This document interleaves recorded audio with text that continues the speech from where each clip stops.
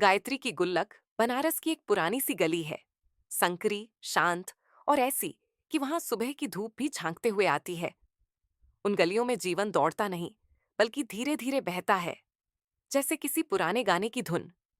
इन्हीं गलियों में एक छोटा सा किराए का मकान है, 2 कमरों का, एक आंगन और एक टूटी सी बालकनी वाला। और इस घर में रहती है गायत्री, 48 साल की एक साधारण गृहिणी, जो रोजमर्रा की जिंदगी में असाधारण ढंग से जीना सीख चुकी है। गायत्री की आंखों में एक शांत चमक है, जो साड़ी की किनारी सी हल्की सी मुस्कान के साथ आती है। उसका परिवार बहुत बड़ा नहीं। पति रमेश, जो शहर में रिक्शा चलाते हैं, बेटी सीमा, जो मोहल्ले में बच्चों को ट्यूशन पढ़ाती है, और बेटा रोहन, जो आईटीआई की पढ़ाई में जुटा है।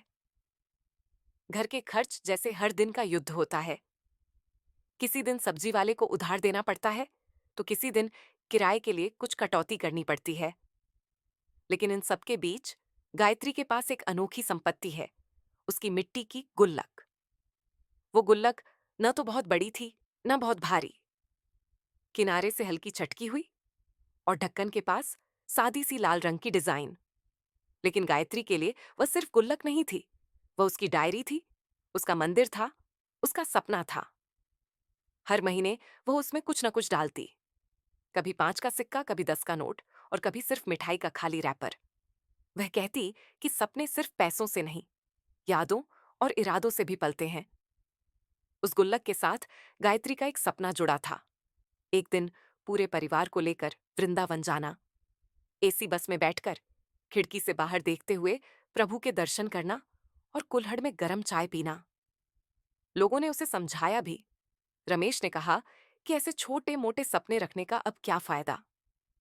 बेटी सीमा ने भी कई बार कहा कि आजकल लोग ऑनलाइन बुकिंग करते हैं, गुल्लक में पैसा इकट्ठा करने से कुछ नहीं होता। लेकिन गायत्री मुस्कुरा देती।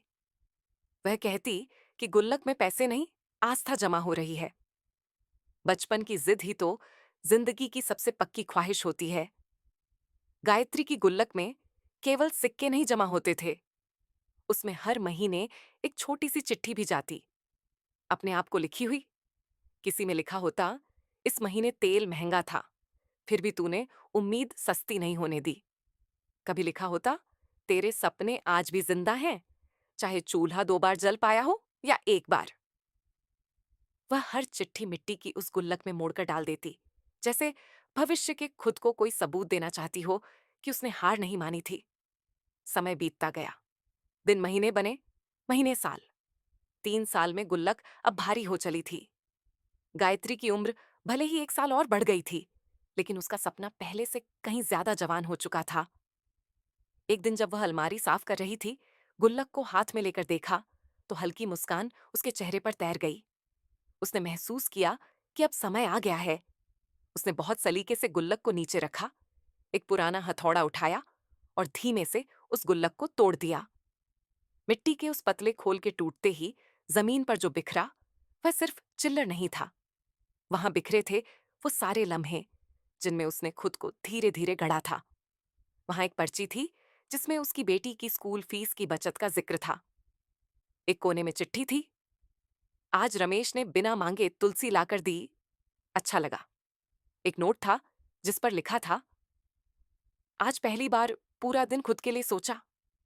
इन सब के बीच कुछ 100 रुपए थे, जिन्हें इकट्ठा करने में 3 साल लगे थे, लेकिन उस दिन वह किसी दौलत से कम नहीं लगे। गायत्री ने उसी दिन एसी बस की टिकट बुक कराई। एक छोटी यात्रा का सपना अब साकार होने जा रहा था। जब वह और उसका परिवार बस में बैठे, तो रमेश चुप था। वह मान नहीं पा रहा था कि उसकी पत्नी की जिद इतनी लंबी दूरी तय कर सकती है। गायत्री खिड़की से बाहर देख रही थी। खेत, बिजली के खंभे और झूमती हवा उसके बालों को छूती हुई निकल रही थी। उसकी आंखों में एक चमक थी, और वो नमी जो सिर्फ संतोष से आती है। वृंदावन पहुंचकर जब उन्होंने मंदिर के बाहर बैठकर कुल्हड़ वाली चाय पी, तो गायत्री ने आंखें बंद कर लीं। उसके होठों पर कोई प्रार्थना नहीं थी, कोई मांग नहीं थी, बस धन्यवाद था। घर लौटने के बाद गायत्री ने अपनी अलमारी में एक नई गुल्लक रखी, उसमें पहली पर्ची डाली। अब अगला सपना समुद्र देखना है। और इस बार भी वही जिद, वही मुस्कान और वही उम्मीद साथ थी। क्योंकि गायत्री जानती थी सपनों की कोई उम्र नहीं होती और गुल्लक कभी सिर्फ मिट्टी का टुकड़ा नहीं होती। वह हर उस स्त्री का साहस है जो हर दिन अपने हिस्से की खुशी जोड़ती है, चुपचाप मगर पूरी शिद्दत से। अगर आपको कहानी छू गई हो तो इसे अपने दिल के आंगन में जगह दीजिए। लाइक करें, कमेंट करें और सब्सक्राइब करें हमारे चैनल मसालेदार कहानियन के लिए, जहां हर कहानी में एक दीप जलता है।